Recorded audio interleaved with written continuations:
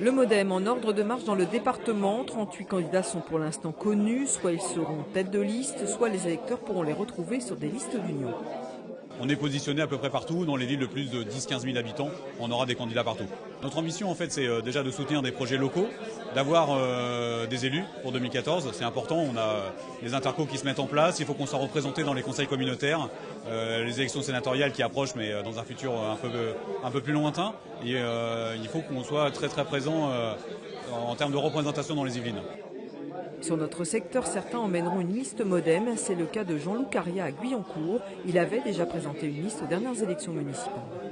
On a un projet assez structuré sur lequel on veut se battre pour changer Guyancourt, pour être en mouvement à Guyancourt, parce qu'il nous semble qu'on est dans les mêmes schémas depuis trop longtemps. Il y a de plus en plus de gens qui s'aperçoivent que Guyancourt est une ville très séparée, sur lequel il faut mettre du liant, de la démocratie locale. Jean-Loup Caria devra batailler contre un ancien MoDem, Julien Hochely. Dans l'opposition municipale, il a décidé de se rapprocher du maire sortant, le socialiste François Deligné. C'est un choix personnel qu'il a fait, que nous regrettons, mais il a fait ce choix de quitter le MoDem et de quitter donc notre travail. C'est un choix personnel. Dans les autres villes de notre secteur, les candidats MoDem feront liste commune avec des formations assez diverses, PS, Europe Écologie Les Verts ou encore UMP. C'est le cas de Benoît Cordin à Trappes. On le retrouvera sur la liste d'Othman Nasrou. C'est une ville qui est absolument passionnante par sa diversité, aussi bien ethnique que culturelle que sociale. Et qu'à un moment donné, c'est une ville dans laquelle on a envie de faire des choses. Depuis maintenant plus d'un demi-siècle, c'est une ville qui est gérée par la gauche, qui est gérée de façon totalement électoraliste, pour seule vocation de gagner les élections année après année. Certains font le choix de rallier les maires sortants UMP, c'est le cas à Versailles.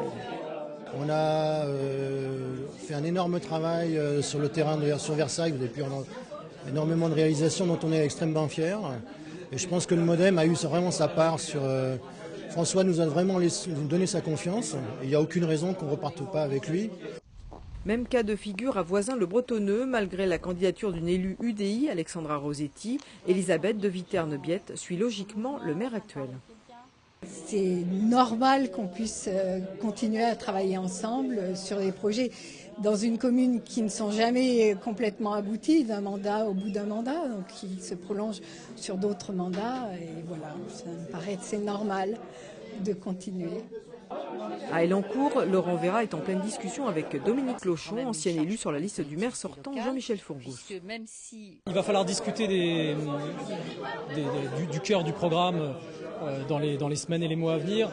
À titre personnel, j'aimerais bien qu'une chose soit mise en avant, c'est un programme pour le cœur de ville sur Elancourt. Parce que je considère que c'est une ville dont le cœur fait défaut.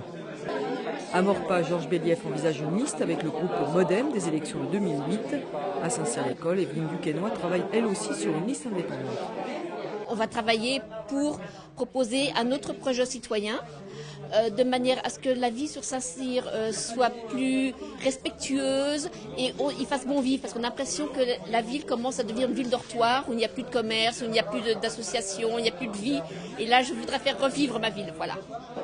Les MoDem seront donc un peu partout, avec des thématiques communes, la démocratie locale, la maîtrise des dépenses et le développement durable.